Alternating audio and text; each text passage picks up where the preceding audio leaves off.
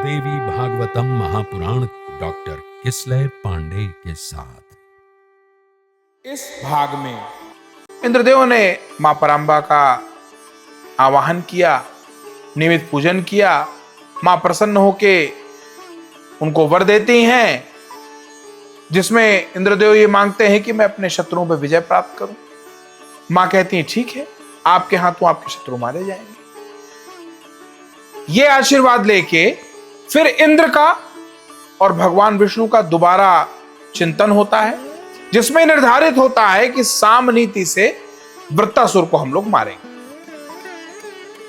जिसके बाद धीरे धीरे इंद्रदेव उसके अगल बगल एक ऐसा चक्रव्यूह रचते हैं जिससे वृत्तासुर को यह विश्वास दिलाया जाने लगा कि इंद्र से वास्तव में उसे किसी प्रकार का कोई अब वैर रखने की आवश्यकता नहीं है। और धीरे धीरे इंद्र, कई वर्ष बीत गए, धीरे धीरे वृत्तासुर का पुण्य बल क्षीण होने लगा।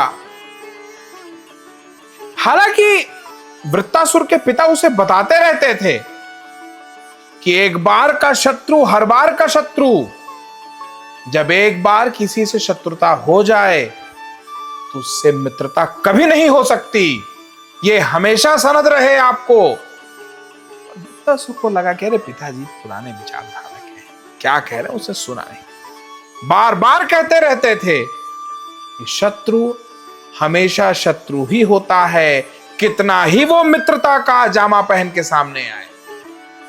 अब देखिए धोखा हो गया ना वृत्तासुर के साथ। एक बार वृत्तासुर जब निशस्त्र कहीं बैठा हुआ था तो इंद्र भी वहीं पहुंचे। वहां वृत्तासुर भी निशस्त्र बैठे हैं, इंद्र भी निशस्त्र बैठे हैं। तभी इंद्र की दृष्टि पड़ती है समुद्र के ऊपर, जहां पे लहरों से सफेद फेन इकट्ठा हो रहा था। तो इंद्र अपनी लीला से उस फेन को उठा लेते हैं और उसी फेन से वृत्तासुर के ऊपर आक्रमण कर देते हैं। और उस फेन का आवेग इतना ज्यादा चरम पे था कि वृत्तासुर उसे सहन नहीं कर पाता और एक पर्वत की भांति वहीं गिर पड़ता है और अपने प्राण खो देता है। वृत्तासुर को मरा जान के इंद्र की हर जगह जय जयकार होने लगती है, हर जगह शंखनाद होने लगता है, इंद्र के ऊपर पुष्प वर्षा होने लगती है। पर जो ऋषि मुनि थे उन्होंने कहा, हे इंद्र ये क्या किया फिर से? वृत्तासुर लाख पापी था पर वो तो निशस्त्र था। कम से कम ये युद्ध तो ठीक से कर लिए होते, तर्क संगत कर लिए होते, शास्त्र संगत कर लिए होते। छल से मार दिया तुमने, गलत किया। इंद्र ने सोचा गलत तो हो,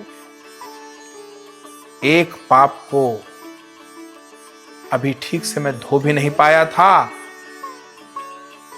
ये कैसा हुआ कि दूसरा पाप कर। इंद्र इतना व्यथित हो गए कि उन्होंने खुद से ही इंद्रलोक त्याग दिया और पहाड़ों की कंदराओं में चले गए और पश्चाताप की अग्नि में निरंतर जलने लगे। अब इंद्रलोक में ढूंढाई मची, इंद्र कहां गए, इंद्र कहां गए। अब इंद्र कहीं हो तब ना मिले, वो तो सब छोड़ छाड़ के चले गए, पर्वतों में कंदराओं में छुप गए जाके। और जैसा कि बताया पश्चाताप की अग्नि में क्षण प्रतिक्षण जलने लगे। तो अब दूसरी समस्या ये उठी कि अब अगर इंद्र नहीं यहां पे है तो पूरा ब्रह्मांड हिलने लगेगा, आखिर सृष्टि का नियम चलेगा कैसे? तो आओ देखा ना ताओ, आनन फानन में नहुष को इंद्र बना दिया गया।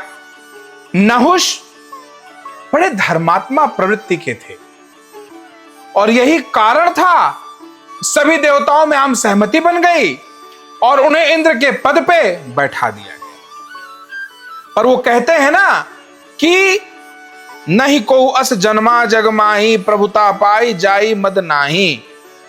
ऐसा कोई नहीं हुआ इस जग में कि जो शक्ति के मिलने पर मद में चूर ना हो जाए।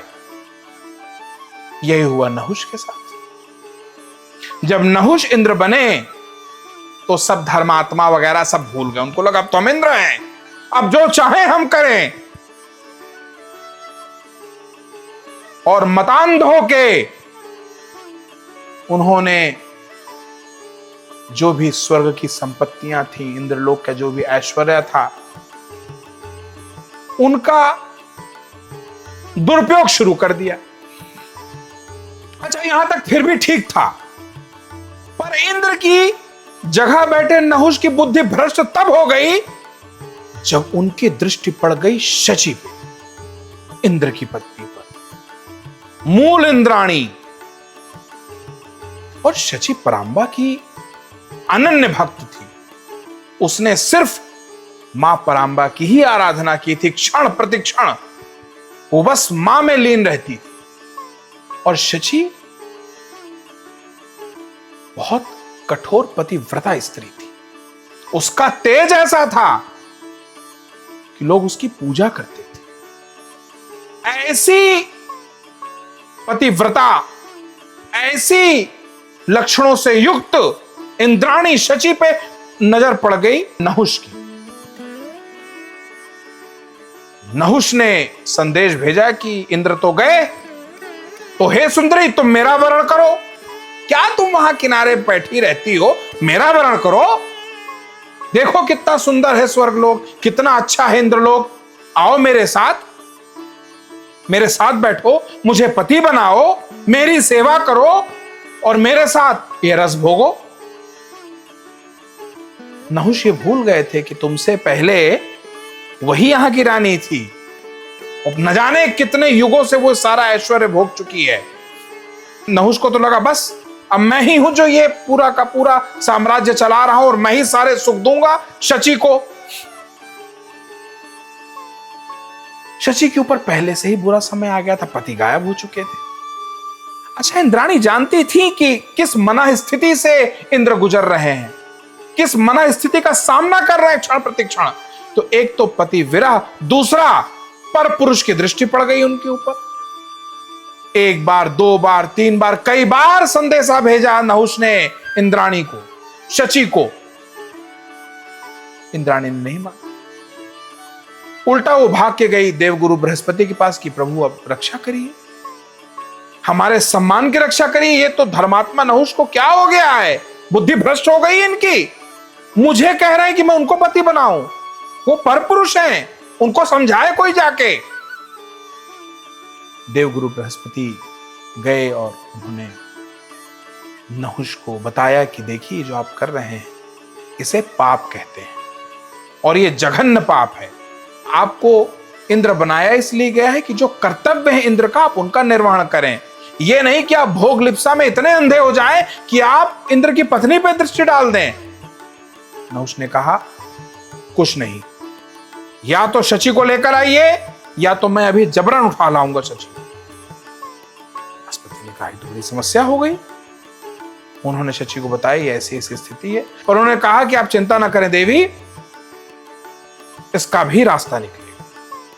आप मां परांबा का आवाहन करिए, बुलाइए मां को, अनन्य भाव से बुलाइए।